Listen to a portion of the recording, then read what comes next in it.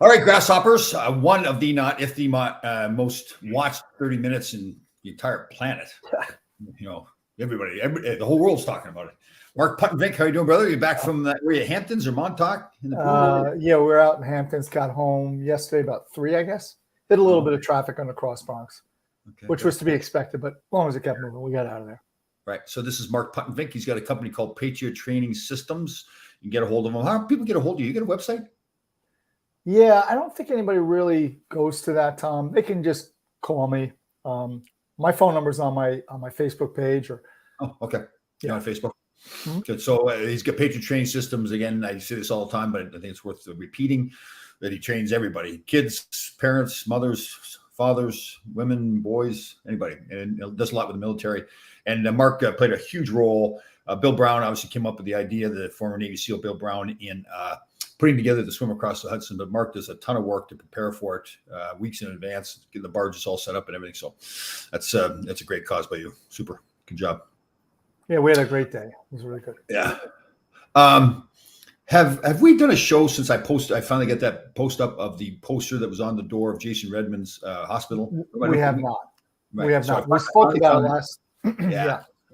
So I had watched the documentary about him years ago, and then he was actually at the event, and I couldn't make it. And I was mad. I wanted to go to the event just to jump. I wanted to meet him too. And I then got back. I watched the YouTube video. He did an interview recently, and he was fantastic. I mean, his attitude about recovering from his injuries. He's also got into talking about the average of 22 suicides amongst veterans every day in the U.S. and very, very well spoken about what he would want people to do. It's nice that he talks. He says, "Listen, it's great to tie the ribbon around the tree and all that kinds of stuff, but we really need to take action, raise money, and everything." So I know, and again, Mark, you already do, and I just think that's near and dear to our heart is helping the military doing. I'm on the board of that Warrior for Life Fund down in Virginia Beach. And, Craig Carton and Evan Roberts from The Fan in New York did a comedy show at the Gotham Comedy Club down the city a few months ago, and they raised $10,000, and they're nice enough to give that to me to give to the Warrior for Life Fund. So we really encourage people that, and listen, there's lots of great causes out there, but if you can help out the military people, because they give so much to us. What is it, like 1% roughly of people, citizens in the U.S. volunteer or go into the service? I don't know the percentage. I do know that recruitment is down tremendously this year, which is not good. I mean, it's, without getting too political, I think we all know why. Yeah. But yeah, recruitment's down. Morale is very bad in the military right now because of the whole wokeness, which, it's crazy, Tom. I mean, it's down because of what, Mark? Down because of this whole woke ideology. Well, look, it's okay if you want to say in business, in private sector, that pronouns and all these kind of things that we seem to be consumed with, not in the military. The military is there for one reason, and that's to protect us, protect our freedom. And, going to war, unfortunately, is killing people and breaking things. They don't stop and say, "Hey, what pronoun would you like me to call you before I shoot you?" And I think that's part of the reason recruitment's down. It's hopefully going to turn around, but yeah, it's not good. Yeah. I live in thoroughly blissful ignorance. I like all this woke movement. And no disrespect if it's somebody's the cause and that's very important to them, that's great. I just feel I think I agree. I mean, it's important if it's important to you, then I appreciate and I respect that. But it's something I've never really thought about. Never came up. Yeah. But I was just going to say, Tom, many times what I've heard from veterans is when people say, "Thank you for your service." Well, you know what? Let me just preface this before I say this. My man, Barry, I couldn't make it. Ted was up there. Ted Curtin and the wonderful Kathy Curtin were there. And it looked like a tremendous time. And Barry, what you do for the hockey community and veterans is insurmountable and greatly, greatly appreciated, brother. Yeah, Barry's a veteran himself, right? He was in military. Absolutely. Yeah. So what the Warriors got inducted into the Hall of Fame, his Hall of Fame up there, right? Yeah, in the Rink of Dreams. Ted went up, brought a couple of our banners and some shirts and hats. And I was happy to see Barry wearing his Warriors hat. Nice. For most of the weekend, yeah. I got to tell you, Barry Shelley is unbelievable. He is. Since the day I met him, he's got a huge heart, very passionate about helping other people. Just a great man. Yeah, and obviously served our country as well. So good stuff. That's good. That's classy. That's good. I like that. Yeah. So what I was going to say, I'm sorry, Tom. Yeah, go ahead, bud. No, I was just going to say about what you'll hear veterans say when you say thank you for your services. They say, well, you know how you can thank me? Be a good American. Yeah. And it's so simple, really is. You know. And as far as the suicides, just lost another one. I just came across this morning, another SEAL. I think it was actually a SEAL's brother. And then, which is really horrific, a brother of one of the 13 that were killed in Afghanistan a year ago went to a funeral of another veteran and took his life at the funeral. So this is, yeah. So it's we can go on for hours, but the biggest thing you can do from what I'm told is if you do know a veteran and you just get an inkling that they may be suffering, just call them up and say, hey, buddy check, you okay? Everything good? And believe it or not, it goes a long way. Yeah. It saves someone's life. I got a buddy of mine, I won't mention his name, he wants that public, but he, veteran, lives out in the West Coast. And when everything was getting messed up when they were leaving Afghanistan, he had gone over there to serve over there. And a great guy, I called him up, just checked in on, like I said, to see how he was doing. He was just, besides himself, happy that I called. I guess he's one of those guys that he's calling everybody else to see if they're okay. And right. Oh, this is unbelievable you called. And it really wasn't a big thing. I was on the phone for 5 minutes, but it wasn't a big deal. And he just says, listen, I'm always checking on everybody else. And you called to check on me. So he was pretty emotional about that too. So yeah, you're right though too, right? And isn't that obviously with veterans, but just with people in general? Sure. I was at park the other morning when I was doing my march, and this young woman was sitting by herself, and it looked like she was crying or something. And so I went over. I didn't want to get too close to a scare or whatever. It was out in the open. It was light and everything like that. But I thought, okay, I want to look like a pervert or something walking over there. So I just yelled to her, "You okay?" And she had her earpiece in, and she took the earpiece so she couldn't hear me. I said, "I just checked to make sure you're okay." And you could tell that she was fine, but she's just kind of shocked. But you know what? That's the risk. You know, she's shocked a little bit. If I embarrass myself, so what? Yeah. You never know. It could save someone's life. And I think right now, and I don't think it's a fact. I mean, statistics show depression has gone up tremendous in this country since COVID. Yeah. And, teenage suicides going through the roof. And it's a horrible situation. I don't know what the answer to it is, but it's certainly for lay people like you and I that are not in the mental health field, just be aware, even if it's a family member. Totally. And I do that show with that Jackie Long on the Tuesdays, and she's had that Phil and Christine, and they both said the same thing. I think you and I touched on this too. You know, there's the debate. If you're ever fearing that somebody's going to hurt themselves, do you plant the seed if you ask them if they're going to hurt themselves? No. And no, you're right. The answer is no. You're better off in saying something to them. Yeah, you're right. Showing somebody that somebody cares about. Because I mean, like, I'm not an expert either. I know you're not. But I'm assuming a lot of it is with people when they commit suicide, or some of it is that they think, well, nobody even cares about me. So if I'm gone, nobody's going to notice, that kind of thing. So it's tough. Yeah, that's a tough one. Like, to get to that point in your life that's the way you want to go. And I guess there's like medical reasons why they get to that. Yeah. But there's various reasons. It could be anything. It could be finances. It could be a relationship. It could be just chemical imbalance. It could be, PTSD. It could be, and PTSD is not only limited to veterans. I mean, my younger son, I'll be open with it. He had a gun in his face in Chicago. He was stuck up at gunpoint, and he had definitely. And shame on me. I didn't even consider it at the time that he would have PTSD from that. And then I thought about, it's not a good thing. Yeah. Well, we used to do a show that Jillian Brown out in Vancouver. She's quite a young girl, a great person. She was in an abusive relationship for years, and she was diagnosed with PTSD as well. So it isn't just military people; it's people that go through a traumatic event. Law enforcement, especially, Tom, if they have to use their weapon, and there's a significant damage done, whatever, they suffer from that. I mean, it's not something you want to do. Right. And again, one of the key things to remember too is if people are suffering like that, there's nothing wrong with you. It's similar. We've said this over and over. If you break your leg, okay, you've got a broken leg, you go to the doctor, you get it fixed, and now you're fine again. It's the same thing if there's some mental health issue. It doesn't mean that you as a person is all messed up. There may be an issue that you have, and you get help if it's medication you need, if it's therapy you need, if it's whatever it is. It doesn't mean, and we all have to, the people that aren't suffering from any mental health issues, we all have to make sure that we support that person to make sure they understand okay, yeah, I'm okay. Nobody's looking at me like I'm weird. I'm fine. Yeah. I'm just a normal person. So, people like Barry Shelley in particular that do so much for the hockey community and for the veteran community. I mean, the reality of it is, he's appreciating and acknowledging guys that most of them didn't make it to the show. Yeah. And what a thrill for a guy that played in the American League or even in some of the lower leagues internationally or East Coast to be recognized. I mean, what a great thing. Yeah, and I think it's tremendous. I really am just astounded and appreciate what he does. Barry's put a lot of time into it too, building the rink, all the events he has. I got to get up there too. I was up close to there. I was in Binghamton early in the year, and I had to get back, so I didn't make it. We're going up. I don't know when. We've got a schedule because we've got a bunch of stuff going on. But sometime in the winter, we're planning on going up for an outdoor game. Okay. So maybe you can hop on the bus with us. That'd be classic. That'd be good. Yeah.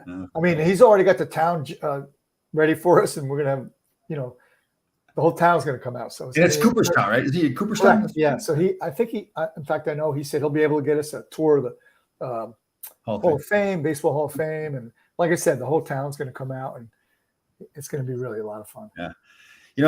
There's some people in life though, like how do I handle this guy? I mean, it's a constant barrage of just belittling me. Sometimes the people's chops you bust the most, those are the people you love the most. Bill's good, man. Really good. Yeah. Bill was a former, I get this wrong all the time. I think he's a former firefighter. Firefighter, correct. Yeah. That's near and dear to my heart. My father was a firefighter. So, yeah, all first responders deserve all the respect they get. Yeah, totally. It's funny how I've talked about this before, and writing my book really helped me a lot. Looking back at my father and my grandfather growing up on the farm, my mother, my grandmother as well, but particularly two male figures in my life, and how when I looked at my father was like 6'4", so like 2 or 3 inches taller than me, and I was a teenage kid coming up, and I was fighting all the time and everything. And he was just that guy that just showed up all the time, sold the farm, became a firefighter, was a chief. All the firefighters go over to our house. And I still would look at him, my father, like, oh, come on, Dad, you got to be tougher than that, And now I look back at him, and he's just an incredible human being. Like, it's just it's funny. The only advice is really more watching him live his life. That's what I've really got from him. But the one thing he would say to me, he would say, nobody can outwork me. And he was so proud of that. That was his biggest thing. That's amazing. Yeah. They're your dad, my dad, different time, different generation of men. My dad was a very easygoing guy. He was a big man as well. He's probably about your size. Right. But there's a few rare occasions that I saw him react when he needed to be. Right. Because he was a veteran of World War II. He enlisted the day he turned 17. My grandma had to sign him in. Oh, yeah. On his 18th birthday, he shipped out to the Pacific, saw significant amount of action. He was on a destroyer. But growing up, you would never know unless he told you. And most of the World War II vets were very quiet about it. Yeah. And there were a few occasions where the sheepdog came out. Yeah. Oh, yeah. I love that. Yeah. It is funny. I was just going to tell a story about my father. Oh, yeah. So when I got traded to Los Angeles, we were playing a game in Calgary, and I bought my father. Well, I tried to buy him one of those big satellite dishes that he used to have. Mm-hmm. I had it delivered to his home. He threw the guy out. He wouldn't accept the gift. So I said, okay, can we split the cost? He says, okay. Yeah. So we split the cost. So he had the satellite dish. He was watching a game. I believe we were playing in Calgary. And I don't know what I was doing, but I carried the puck down the other end and tried to score, went flying in, flipped over the goaltender, and then go headfirst in the boards. So the play-by-play guy was calling the game, and Scotty Bowman, the famous coach, was doing the color. I was coaching at the time. So I go flying in head first, and apparently I didn't see this, but apparently from my father was watching the game, the play-by-play guy goes, "Oh, I don't know who that is. It went into the boards there, but he's not getting up." And Scotty Bowman goes, "Oh no, that's Tom Laidlaw. He'll get up. He always gets up." Now my father, he was so emotional about this. Like he waited for a month. There's no cell phones back then, right? So he waited for months to see me face to face to tell me the story, and that was. Like I would score a goal. My first game in the National Hockey League, get a fight, whatever it is. He was proud of me, but he was more proud of that statement than Scotty Bowman would say that about me. So it was. That's amazing. Yeah. So in 2004, they still had the World. It was the last World Cup before they started it again. Right. And I was over in Europe with Chris King, Corey Millen, and Mike Murphy, who was a LA coach years ago. Yeah. And we were there to kind of, so there were 4 teams: Czech, Germany, Sweden, Finland. So it was really like a paid vacation. I didn't have to be in the arena until like 5. I would just sightsee all day. But it was, my dad really, he never played a sport. He wasn't interested in sports. And then after he passed, I was going through all his things. He kept all the I wasn't playing, but he still kept all the clippings from that event of every game I was at. Yeah. I was totally amazed by it because it just shows you, sometimes those quiet guys like your dad, my dad. Yeah. They're quiet, but they're paying attention. Yeah, they really are. It's true. Yeah. And that's the thing. I look back at my father, and I don't regret my relationship with him, but I wish I appreciated him more when he was alive. But again, that was like you said with your father. They're just quiet guys, and they didn't need to put on a show for anybody. And And the difference with those guys, I'm sure your dad too. I mean, I'm positive your dad. They could do electric, they could do carpentry, they could do plumbing, they could fix a car. Totally. I barely can operate a microwave. I know, it's true. They can do anything. Yeah, that's why like now, like not using the air conditioning, trying to like making sure I got my truck and it lasts, like get the oil changed all the time. Yeah. It goes back to my father and grandfather. They just didn't buy new stuff. They had stuff like my father passed away, went into his home. He had like a power saw that he'd had for like 75 years. Yeah.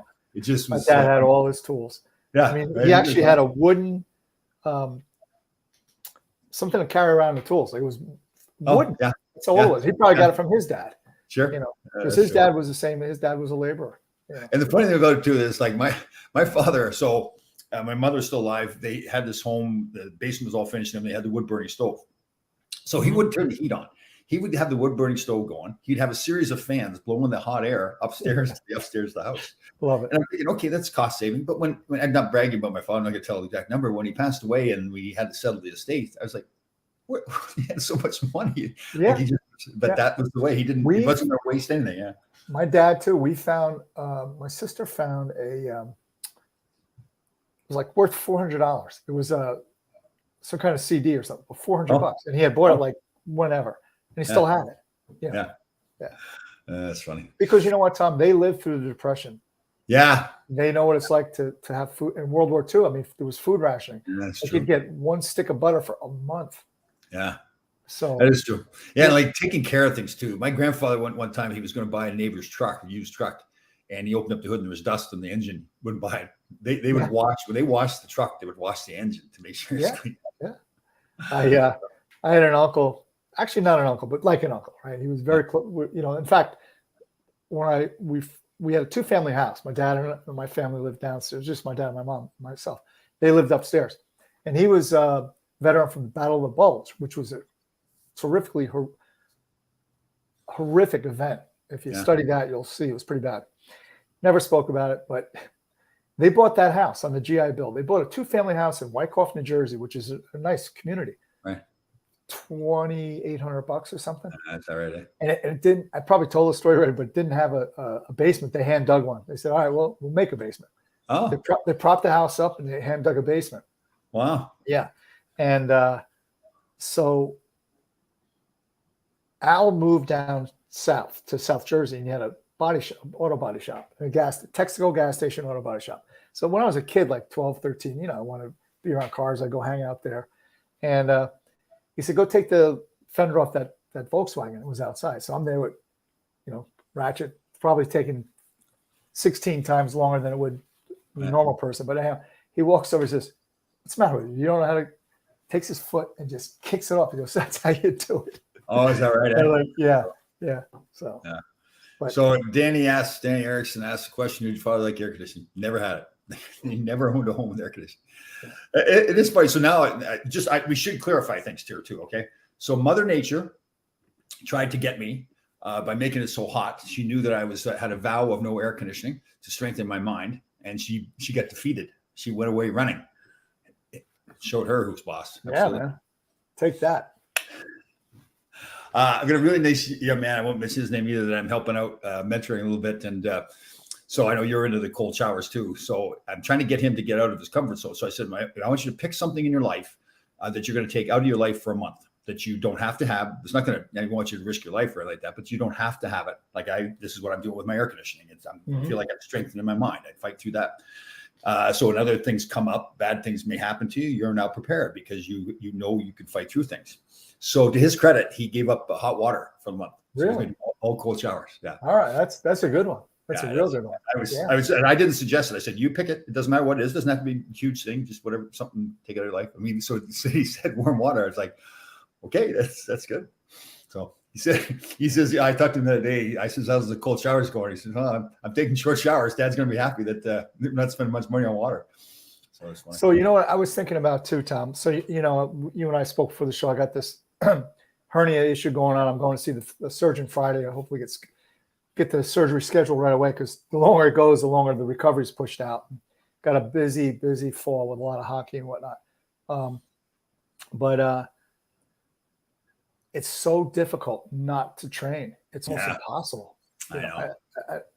And that's a good point. Then let's bring that up. So people are getting in shape, your fitness, you like to exercise as part of your routine and everything, and you get an injury.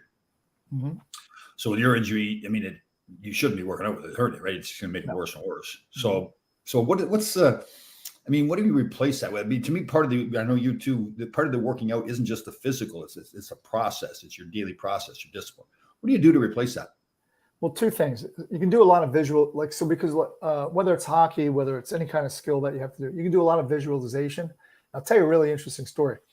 I don't recall the gentleman's name, but he was in Hanoi Hilton, Vietnam. He was a prisoner of war, and he was a golfer. Now, you can't even imagine the conditions these men were put through. And what he would do in his mind, he would play 18 holes a day in his mind. He would visualize it. Do you know when he came? Now, you got to remember, he was, I don't know how, 7 years in the Hanoi Hilton before the prisoners came back. He reduced his game by like a couple strokes. Is that right? Without picking up a club. Yeah. So that's why they'll probably watch some video and work on my visualization, my martial arts, right? Stuff like that. That's what like guys like yourself and being around the Navy SEALs. This Rich Gabberty I do the show with on Thursday. All the same thing. Like the ability to use your mind. I think you gave me the stat the other day that we only use somewhere between 4 and 10% of our brain. 4%. 4%. Yeah. We actually, out of our brain, most people only use about 4% of their brains. Some even less. Wow, that's true too. Wow. So, but again, I believe you can strengthen your brain and use your absolutely. So I went out last week. I bought a piano. I haven't touched a piano. Oh God, Tom, since I'm probably in my 20s. Yeah. And I thought about going to school for music, but I just bought a piano. So that I'm going to get probably pretty good at the piano again now for the next, whatever the recovery period is. Yeah. But I'll do a lot of visualization. Absolutely. Yeah. And I still may pop in up by Royce at his school just to watch, just to observe. Yeah. Yeah, it is true, right? Your mind, like I realize now, people are going to laugh about it, but I mean, I've gotten to the point, I don't know if I've ever, up until the last 5 years, probably that I'm doing this True Grit Life stuff, really ever recognized my brain and how to use it more and how it could affect my body and push myself to do more. Right? It's like we really, like you said, we really underutilize both our body and our brains and don't get enough out of them. Well, look, there's a direct correlation between your immunity system, or your immune system, I should say, and what you think. I mean, we use the word, he worried himself sick. Think about that. Yeah. True. And Bill's asking a question here, or I broke 2 ribs playing hockey, healed up, but now I'm thinking of it on the ice. Oh, how do you get over that? You're thinking of the broken ribs. Oh, you know what? Go ahead. You take a stab at it. I would say just take a good shot there and say, hey, it doesn't hurt. And maybe that'll get you over the hump of thinking about it so much. I guess the big thing is too, has the doctor cleared you to play? Like, as he said, okay, it's fully healed now. Right. If it's not fully healed, then you shouldn't be. Up. Right. But if the doctor said you, take forever. Yeah, they do. Well, and the thing with ribs, there's cartilage between the ribs, and if you injure those or something, every time you move, every time you breathe, every time you cough, it could be debilitating for sure. So but if the doctor said to you, listen, you're 100%, you can go, if you're back to normal, then go out and take a hit, maybe even yourself running the boards a little bit. Yeah, just give it a little, and then you'll see it's not so bad. Hopefully. Sometimes I get traumatized from Tom's shirtless videos. Why? Because you can't believe the muscle there. That's what it is. Yeah. You know what? I wish I'd done this when I played too. So I turned my back, like a lot of people. I had bulging discs in my back. That's nothing. That's not new. But that's more why at the end of my career I couldn't skate, because I get out there and skate. I'd be fine walking around. I get out and skate, twisting and turning. I guess with aggravating everything and all the nerves going down in your leg. And now I've worked on my back so much. Like I looked at my back, it's just jacked. But and you may have even said this to me. Maybe you're the one who said it. I really should work your back twice as much as your front, right? I mean, 70-30.